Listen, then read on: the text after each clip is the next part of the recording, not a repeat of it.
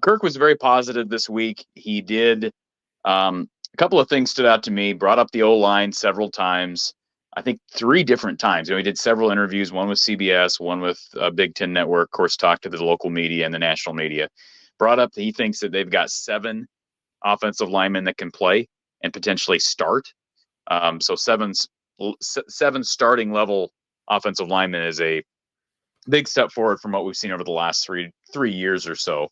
Brought up the wide receiver room. Sounds like he's more positive there than one would think. He does think Cade is the starter at quarterback, but he also made the comment that there are no incumbents. So the depth chart that was released, I'm going to be publishing a video on that here this evening. The depth chart that was released prior to his availability had Brendan Sullivan as the third string quarterback behind Marco Lainez. But again, I think it means next to nothing. They have not seen these transfers in an Iowa jersey yet, technically speaking. These guys have been working, player-led practices and obviously strength and conditioning, but they're not going to be cracking pads until next month. So we'll see what happens there. I would expect Brendan Sullivan to at least be number 2. And of course, Cade's health is a question mark as always, but very positive from Kirk. It seems like every year we get the same, as his career goes on, the same laid back type of interviews with people like Jerry DiNardo and Howard Griffith, where you don't get a ton of substance. A lot of it's so reflective. And, how do you feel about where college football is headed? How do we fix it? Blah, blah, blah, blah, blah. And I don't listen to all the other coaches, including Lincoln Riley, as I said earlier, but I'm guessing they're a little bit more specific with those guys about their teams and positions and whatnot. So obviously it'll be nice to get Kirk at Iowa Media Day here in a couple of weeks and see them at Kids Day. That was confirmed today by Iowa that the open practice is on August 10th, the day after Iowa Media Day as it normally is. So we'll get a look at the team then. Okay, here's a few observations from me. I'd like to get your take. One would be he, of course, was extremely complimentary of Tim Lester. Yep. He values having a former head coach on staff. And I heard that from a lot of coaches, not just this week, but both at the other conference media days, that the coaches that do have another head coach on staff are seeing a great value in that going forward with all the stuff that's on their plate. And I just thought he did a great job, Kirk did, of describing what Tim Lester brings to the table in terms of his ability to listen to the players and then take their feedback and change and adapt, his knowledge of the game, his knowledge of his offense, that he's a leader, all those things were well stated. Only thing he didn't do, and he was asked about specifics. I can't remember if it was Big Ten Network or CBS asked him about specifics and what we would see differently with the X's and O's. And he kind of said, well, we're going to have to wait and see what we get in August. But I was happy to hear him talk about how uncomfortable it was for him with this new offense and learning it, because that's an indication that, hey, the changes are happening. If there's any doubt that there are going to be significant changes, yes, Kirk is going to stick with his belief system that it starts up front. And, that's what you want Kirk Ferentz doing, is focusing on the offensive line as an offensive line coach. But clearly, from a language standpoint, formational standpoint, there are going to be a lot of changes. He brought up the helmet communication. He thinks that's going to be a real assist for Iowa. Because of the new lingo of this offense. It comes at a good time, given the fact that Iowa's making these changes. This is what I find amusing on a regular basis. And now that it's all said and done with Brian, and he's no longer a factor and he's off the board and they can move ahead with this offense, it's somewhat amusing to me that when speaking of the struggles of the offense of the last 4 or 5 years, he speaks of it in such mild terms, like everything was fine. They just needed to tweak something here and there. Like I even jotted down here, the offense wasn't exactly where we wanted it to be. Well, what do you expect him to say about 15 points a game? And that's with the defense scoring a third of that. Mark, why would he sing a different tune than he sang during the course of each season? I'm just so amused by it. I'm thinking, can't you just come out now that it's over and say our offense was horrendous? We need major changes. We're looking for Tim Lester to improve us significantly.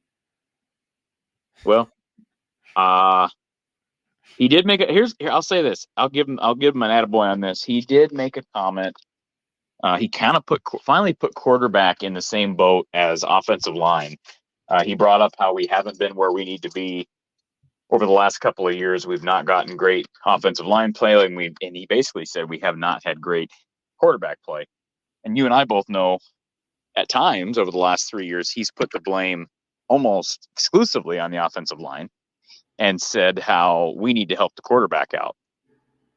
So to hear him bring up quarterback play as something that needs a bump, that was good to hear. And they should get that. I mean, with the depth that they have at quarterback, I think it's easier for Kirk to say that now, because even if Cade goes down, they have a guy with experience in Brendan.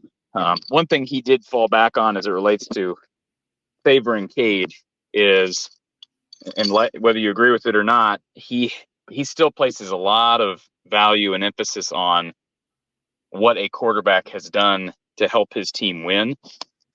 And he brought up Cade's record at Michigan. And I think if there's probably he didn't say this verbatim, but if there's a tiebreaker between Cade and Brendan, stats aside, it's Cade won a lot more at Michigan, and Brendan has not at Northwestern. Fair or unfair, I think that's what Kirk falls back on. Okay. I wrote down the specific quote, the specific words, and maybe this was Kirk being a little careless with his words, maybe not. He said that Cade has a, quote, huge advantage. Now, I thought, do you take this one of two ways? Do you take this as we are perceiving them exactly even right now, and I expect that's going to be a huge advantage, his experience, and we will see it play out, but I'm expecting to see that be a huge advantage? Or it's theoretically an open competition, but he's got a huge advantage in my mind because he's got all this experience and success. And so Brendan Sullivan's going to have to completely outplay him.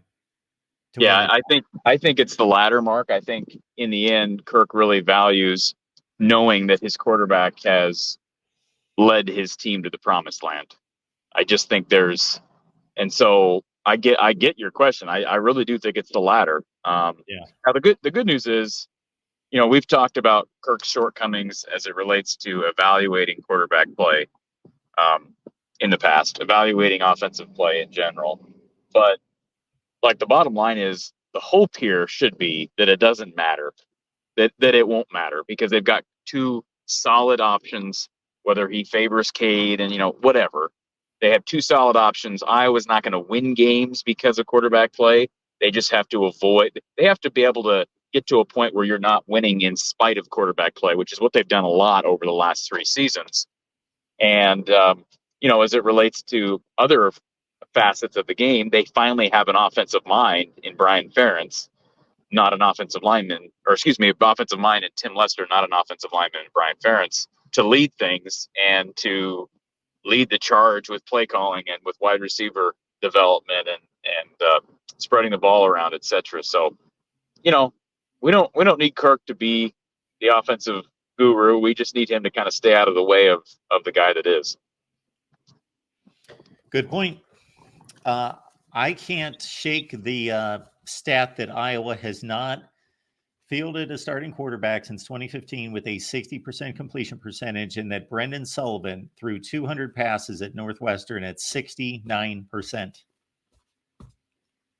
Like I've said, though, Mark, Cade McNamara's numbers were very similar at Michigan in 2021. Sure. Yes. No, you're right. I'm not saying that he should be the starter. I just want to see a fair competition. And I'm just envisioning Iowa having a guy that's going to complete the simple throws. Well, here's what I want. And Kirk, like I said, he said no incumbents. And when he talked about the battle, whether you believe it or not, when he talked about the battle, he included Marco Lainez in that conversation. So, Yes. Heck, hey, I want Marco Lainez to have every chance at winning the job. If he looks like the best guy this fall, let him start week 1. Now, I think well, I can't think of a good analogy on the spot. I'm trying to think about like a cow jumping over the moon type of analogy. That's probably never going to happen, obviously. But my point is, hey, that's where the depth chart's listed right now. We've talked about Marco's upside. This ought to be a full, completely open competition. If Tim Lester's that good at developing guys, maybe he can get Marco ready. And this is also the unlikely coach that's going to pull the trigger on that move. Say that again. This is the least likely coach to pull a trigger, even if he thinks Marco Lainez is probably got more upside and showed enough of that in camp. Kirk is risk averse. Correct. You're right. But, again, we don't know what level of impact Tim Lester being here will have. We have not experienced that yet. So we don't know how risk adverse Kirk is going to stay. Yes, it's his program, and ultimately he's going to make those decisions. However, we just don't know what that dynamic is going to be like. All right, Corey, great stuff out of you. Any other observations from Big Ten Media Days or anyone else that you would like to slice into? No, for the record, as I say, I don't hate Lincoln Riley. So for anybody wondering, I don't hate anybody. I don't hate anybody. So, yeah, there are fan bases and coaches that get on a person's nerves. Hey, Dabble Sweeney gets on my nerves. I don't think Dabble Sweeney's a bad guy, but he gets on my nerves just listening to him talk. And knowing what he stood for with the portal and all this stuff. So I mean, it's different styles, and hey, guys make it work different ways. So, not saying Leonard won't be. Well, he's already been successful. So, Did you get a chance to check out my favorite coach in the Big Ten? PJ. No, PJ. I saw you sent me a text about PJ. What did you say about He PJ? loves to talk about Greg Schiano and what a great coach Greg Schiano is. And he even talked about there was a coach who moved from Schiano's staff to PJ's and vice versa. They traded two coaches in a sense. They didn't trade them. Obviously, they let them go, or the guy moved on and went to. And he said, this is how he phrased it. So they all stayed in the family. Okay. Well, maybe PJ's looking to hire Shiano when he gets fired. I love PJ. All right, Mark. I appreciate the time. I'll Thank you, be Corey. publishing something later today for anybody curious. Absolutely. Thank you, Corey. Right. Appreciate you being here. That was the voice of Corey Bratta from the Hawkeye at the Storm, and that's where you check out Iowa football on a daily basis, Iowa athletics on a daily basis with Corey. So Corey's the best. Corey joins me every Tuesday at 5:30 Eastern, 4:30 there in the Central Time Zone, 4:30 Central every Tuesday. So make that an appointment because that's a good time talking Iowa football, the Big Ten, and beyond.